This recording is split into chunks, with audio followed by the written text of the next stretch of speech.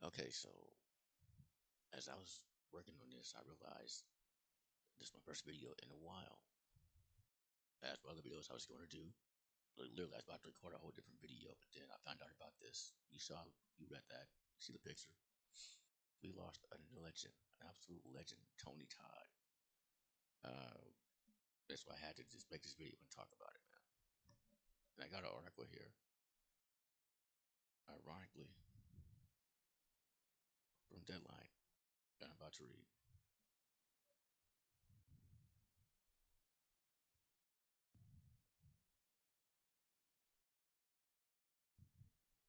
Tony Todd dies. Candyman star, sorry, whose hundreds of credits include Final Destination, which we'll circle back to, and Platoon, I was in that, was 69. Tony Todd, an actor who played the killer Candyman, and its 2020 and its 2021 sequel. Okay, first of all, he's in all four movies. Most don't like two. Everyone hates three, even Tony Todd, but they exist. And appeared in the Final Destination franchise again. We'll pin in that. And Platoon, among more than 240 film and TV credits spanning 40 years. Died November 6th at his home in Los Angeles. He was 69. His reps confirmed the news to Deadline, but did not provide the cause of death. Okay. Oh, is that it? Okay, so this is just telling us about him, but it was a cause. Okay. Let me see if I can find it.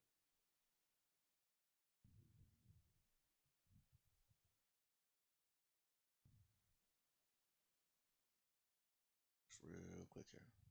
That was very brief. Before I get into what I have to say.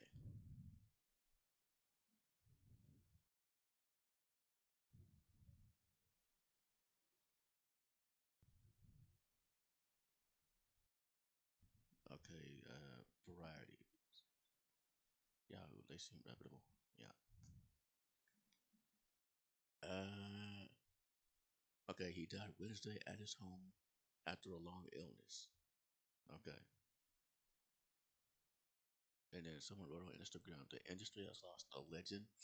We've lost a cherished friend. Rest in peace, Tony, your Final Destination family. Okay. Which produced the horror franchise. Wrote, yeah, okay. Okay. So, oh, I forgot he was on the Flash. Okay.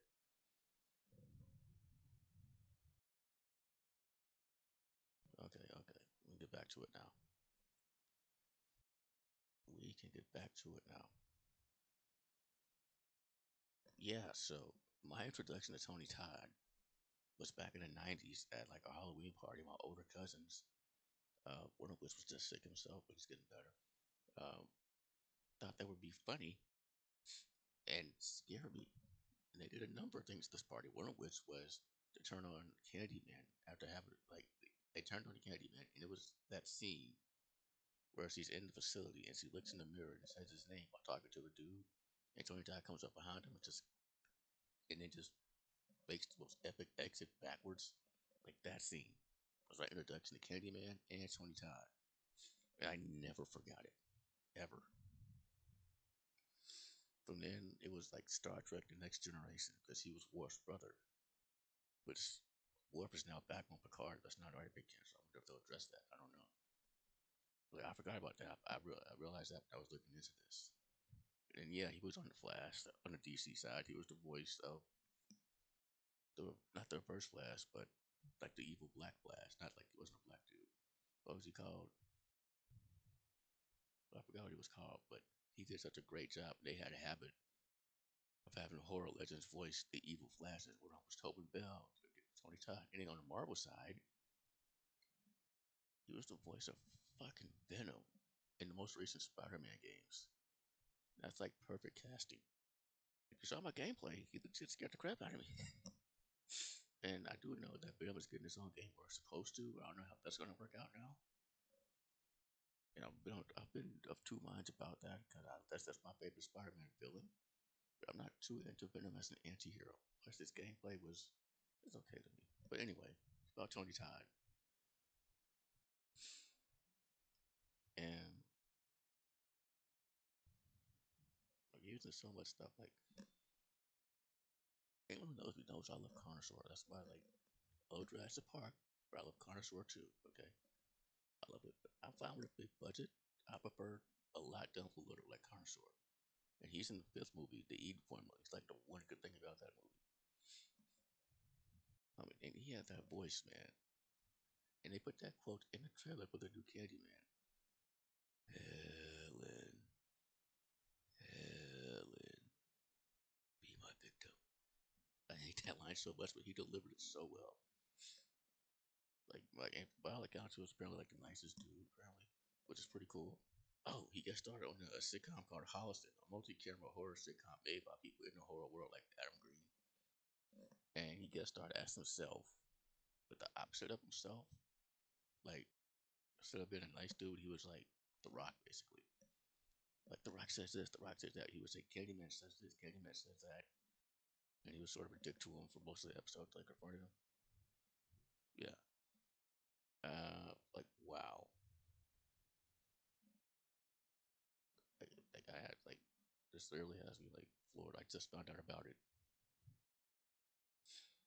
And this was like a classically trained, like, theater actor that they put in Candyman because of his presence, his voice, and everything. And from then on, the sky was the limit, as they say. And he did a lot for my people, a lot. Like he gave us our first black horror icon. I use the air quotes because Blackula, we sort of beat him to that, but the first black horror icon who wasn't black exploitation, we put it to you like, yeah, man, that movie's still relevant today, actually. And yeah, I hear they tried to do something new one, but it didn't work out. I don't know. And I remember reading that was supposed to be like a Candyman versus Leprechaun movie, but Tony Todd himself putting it into it because he had way too much respect for the character. Part of me wants to see it, but part of me gets it. Remember he was in Wishmaster. Wasn't my favorite scene in the movie, but it was good to see him. Like my goodness, man. Oh, he was on. I was just watching. Like I'm rewatching Hercules, Legendary Journeys. Yeah, Kevin Trouble, whatever. And Xena Warrior Princess. And I knew that he was on Hercules. He showed up around the time I quit watching way back in the day when Hercules went to Egypt or whatever. I didn't really care if it was alright. But on Xena, my goodness, like you see him in a more dramatic role, even though it was Xena, still it's like this soul that crossed over, ironically enough, like can't because he was cursed, whatever. And if you end up on this boat, you're cursed with him stuck there. And like Gabrielle got stuck there, so Xena made a beeline for that boat. He rid, despite the warnings to get Gabrielle back. He's presented one way, I'll say, but he's really like a whole different way. Like he presented as the main antagonist, but he's not. To get to know him, his dimensions, to get to learn about him, and Tony Todd brought him to life, man. You like, I was glued to him. I never asked him to do it, and I was heading out the door, but I was glued to it because he was so good. Like better than what he did in Hercules. And apparently he got guest started as a gladiator too early on, like Hercules. So yeah, he's been a major part of my life since I was a kid. And this was like we lost yet another black legend. We started with Carl Weathers in February.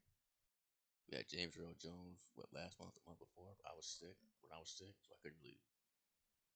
We have Tony Todd. There's Chino XL, but I was staying away from the puppy shit, and Chino XL was very much bad boy back in the '90s, so we lost him as well. But yeah, like my goodness, man. And he was working on the next Final Destination. Like he's part of that franchise too, literally playing, ironically enough, like but what fans believe, I believe he's playing death itself because he happened to know everything about what was happening. Oh, he was a mortician, that knowledgeable though. Come on, and he was set to come back with a new one in a much bigger role, apparently. So I don't know what's going to happen there.